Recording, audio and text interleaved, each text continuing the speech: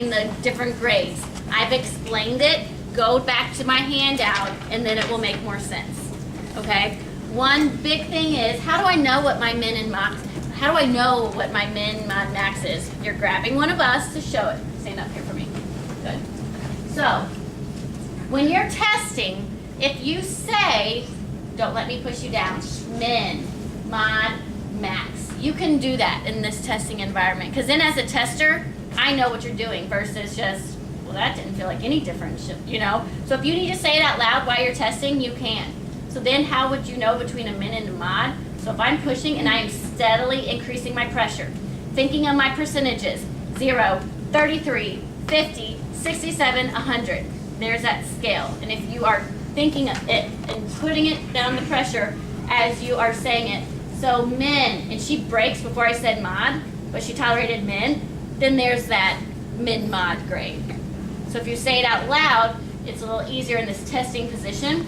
It's hard because that part's kind of subjective. Mine might be a little bit different than Katie's. But hopefully it's going to be more reliable if I'm testing at eval, and if I'm testing at reassess, and then I'm testing at discharge. Because as I get experience, those numbers for me will stay about the same. If I am testing a 90-year-old woman versus her, will I give her with a 5? Would I expect her muscles to be just as strong, or stronger or weaker than a 90-year-old? Stronger. So my 5 for 5 with her would be different than me testing that 90-year-old woman with osteoarthritis. Okay, so there is some subjectivity with it. You do your best to be as objective as you can be. One thing that you cannot do is min, mod, max, okay? It has got to be a steady amount of pressure, slowly increasing. Okay, I think those were all the big questions. Anything else to clarify? Okay, let's move on.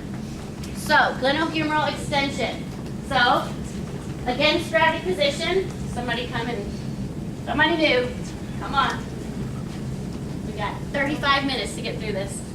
All right, so glenohumeral extension. So against gravity, still either sitting or standing, arm adducted at side, glenohumeral internally rotated. Stabilizing over the clavicle and scapula, I will apply distal pressure on the distal humerus. So go ahead and I want you to pull your arm all the way back for me. Perfect. So she has full range of motion against gravity with glenohumeral extension. So I know she's at least a 3. I'm going to stabilize just proximal to the joint, give resistance on that distal humerus in the opposite way of what she moved. So she moved into extension, I'm pushing her into flexion. Don't let me move your arm. Min, mod, max. 5 out of 5. Okay? What if she moved to here? Is that half? No. Okay, so then I would make sure she has full passive range of motion. Good. So I did full passive range of motion on her. I know her joint's good. It is a muscle issue.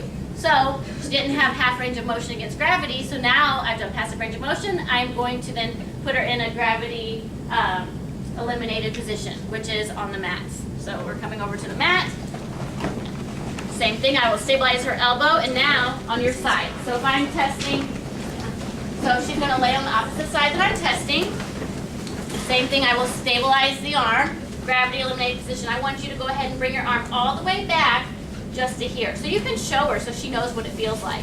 So I passively did that. You don't have to, or you can just show her. But then she'll know what she's supposed to be doing. Go ahead and move your arm back for me. Good. Nice job. So she has full range of motion in a gravity eliminated position. I'm going to apply maximal resistance. No. How much do I apply in a gravity eliminated? Minimal. So just minimal resistance, and if she will tolerate that without breaking, then she's a 2+. Okay? What if she's here and I see no movement occurring? I'm going to palpate to see if that muscle is even firing, to see if I have trace, a 1 or a 0. So then I'm going to palpate her glenohumeral extensors, okay, on that posterior delt back here. I don't feel any motion. She has a 0. Okay, there's your glenohumeral extension. Let's go to glenohumeral abduction. So What's that motion against gravity? Yes, good. So go ahead and sit. Come on over. Okay. So my prime movers are my supraspinatus and my middle delt. So once again, I know I'm thinking, that netter, I'm thinking exactly where my supraspinatus is and where my middle delt is. I know against gravity has to be this position, right? So even if you are like, I can't remember, I'm blanking, just think, where's the muscle? And if that shortens, it has to pull my arm against gravity, then this is the position. So, sitting with your arm adducted, I'm going to stabilize over the clavicle and scapula, and I will put the resistance on the distal humerus. So, can you go ahead and bring your arm all the way up for me above your head, just like you're doing a jumping jack? Full range of motion against gravity, at least a 3. Okay? So, I'm going to apply resistance. I will not apply resistance at end range, right? I move her back down to mid-range. I stabilize just proximal to the joint, and I'm going to apply resistance on that distal segment of the joint, the distal humerus. What if I didn't stabilize her and she didn't have good trunk control?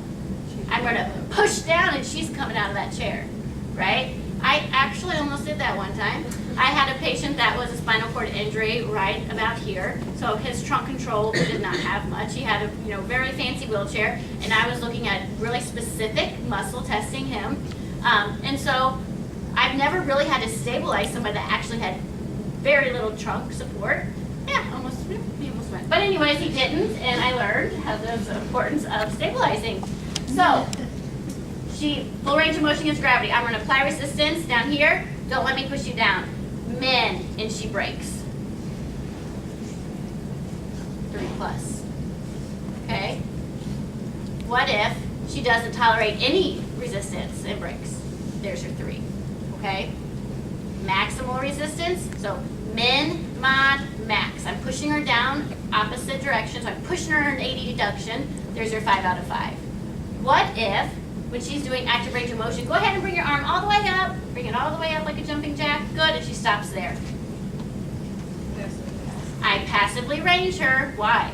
To make sure it's a muscle issue, not a joint issue. If it's a joint issue, if I can't passively range her, I stop right there and I address the joint issue before I start doing muscle strengthening. Okay? So I have full passive range of motion. Now what do? Stop. Exactly. I do not apply resistance. I do not move to gravity eliminated position.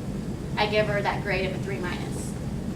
Okay, so go ahead and come your arm up like a jumping jack. Good. That's as far as she can go. Right? She's really trying to substitute and get everything she can, but she can't because I'm really stabilizing her. She does not even have half of the range of motion. So what do? I passively range her to make sure she has full range of motion. Passive range of motion. Okay, she has full passive range of motion. It's a muscle issue. Now I'm moving to gravity eliminated position. What do you think that is? It's right there. Laying down. So, think of gravity. Now, gravity is taken out of that situation, right? All right, so I'm doing glenohumeral abduction. Gravity is now her arm supported by the mat. I can also, if I need to, support her at the elbow again, but now she's in the gravity eliminated position. I want you to go ahead and bring your arm all the way up above your head like a jumping jack. Good. Keep going, keep going. Good. So now, because of the mat, how it comes off, I will stabilize so that her arm doesn't drop back at all. But if she was on the full mat, I wouldn't have to because the mat is stabilizing her. So she's got full range of motion in the gravity eliminated stage. What do I do next? Apply minimal resistance in the opposite direction on that distal humerus, and she tolerates it. 2+. She doesn't tolerate any resistance, a 2. Okay, come back down to your side. You move to here. She does not have full range of motion, but she has some motion. 2-. Good. Arm down here. No motions occurring. What do? Palpate. There you go. So my supraspinatus or my middle delt. I don't feel any motion. What do I score as? 0. Okay. So there's your glenohumeral abduction. Okay, abduction. So get on that for me.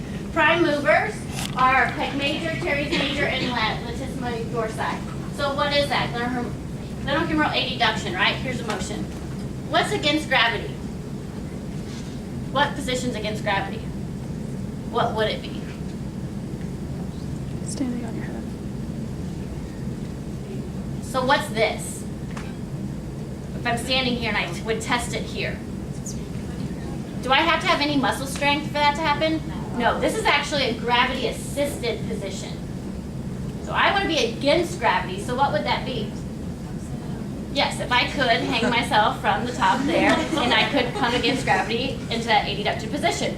We can't get our patients to do that, so we technically cannot test this in an against gravity position.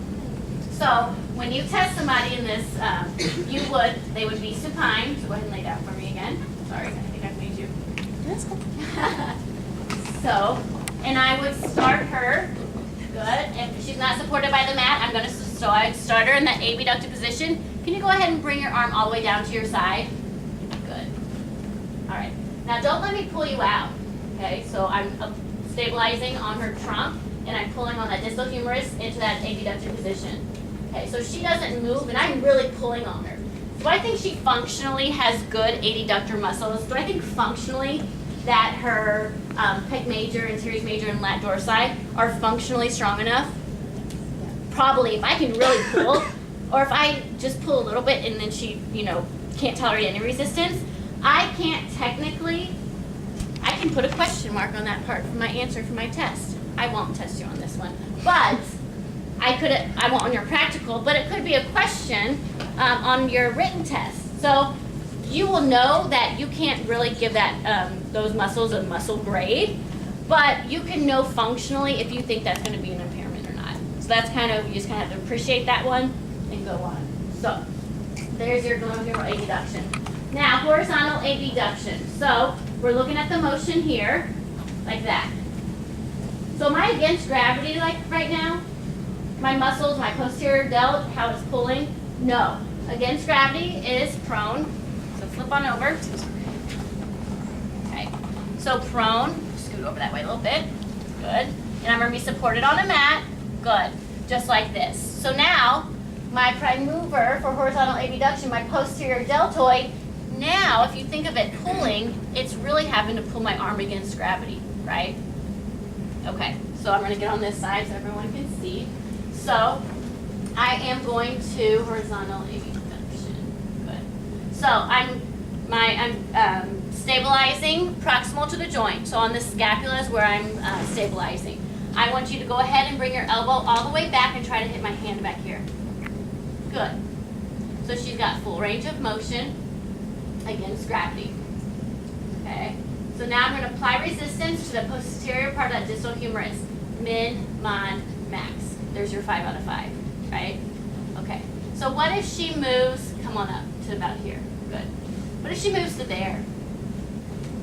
It's more than half, but it's not full. So then I will passively range her. Good. And I give her a score of a 3 minus. What if she barely moves it up? Good. So she's got a little bit of motion against gravity, but it's not half. So what do? I still have to passively range her, and then I'm going to move her to a gravity eliminated stage. What if she's here and no motion occurs?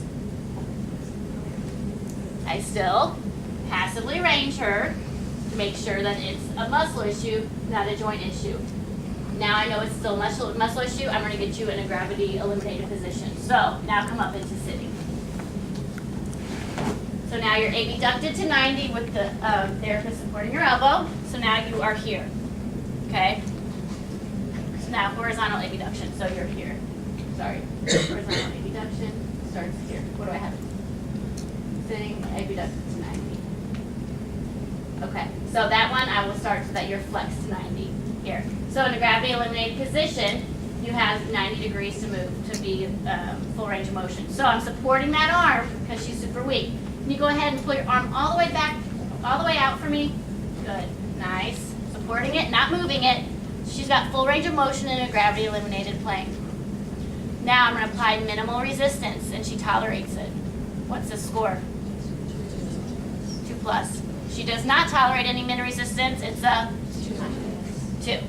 So what if she just moves minimally? 2 minus, right? What if she doesn't move at all? I'm going to palpate and see if I have trace motion or no motion. Okay, so there's your horizontal abduction. Now your horizontal Abduction.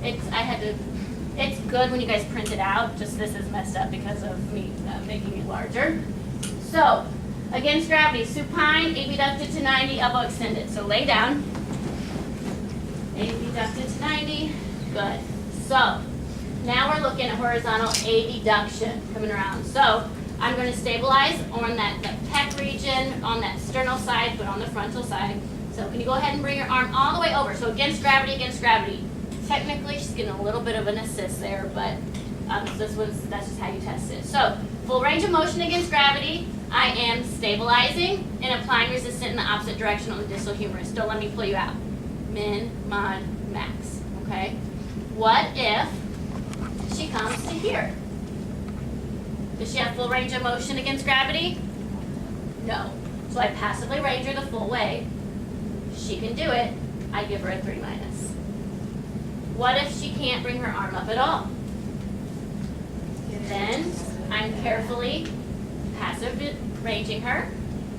Okay, now I need to test your motion. Go ahead and sit on up for me, because your patients are this easy to move. Good. And now I'm stabilizing her out in this position here. Okay? Now can you go ahead and bring your arm all the way across your body? Good. So I'm really looking at that 0 to 45 there, because that's our full range of motion. She can do it. I give her minimal resistance. She tolerates it. She doesn't tolerate it. She doesn't have that full range of motion, or she has no motion. You're 0 and 1. Okay? Now we're going to go through external rotation and internal rotation, then we're going to break up, and we're not going to do scapulothoracic. We'll do that for next week. Okay, so external rotation against gravity. So we have our infraspinatus, teres minor, and post-delt. We are going to be prone, so go ahead and lay on your belly. Good. Abducted, so she's going to be supported. Her humerus will be supported on the mat. So scoot that way a little bit. Good. So with internal and external rotation, this is both your beginning positions here. So there's multiple ways to test this. This is how I've chosen to teach you guys. So it's a little bit different as far as where you're supporting, because this is actual joint motion, but this is how you test it. So to do external rotation against gravity, so she's coming up against gravity, her arm is, so go ahead and externally rotate. Perfect. There's 90 degrees of external rotation.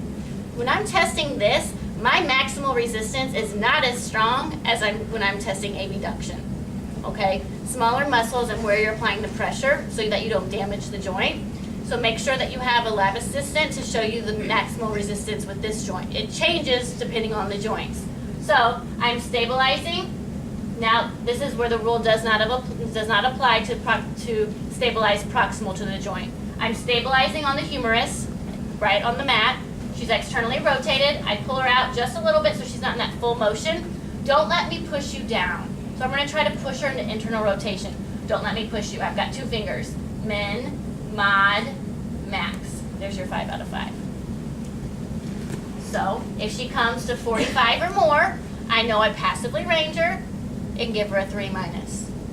If she does less than 45, then we go to that gravity eliminated position. I chose so you don't have to move as much to be gravity eliminated position. Come out here and make that arm fully straight. Good. So it's hard to do on the mat, but if I was on the low mat, an elevated one, you would. So her arm's all the way straight.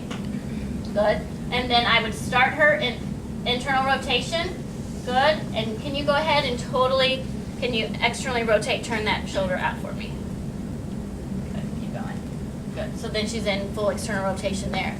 Now to apply resistance on this, I'm actually turning that humerus. And she can take min resistance.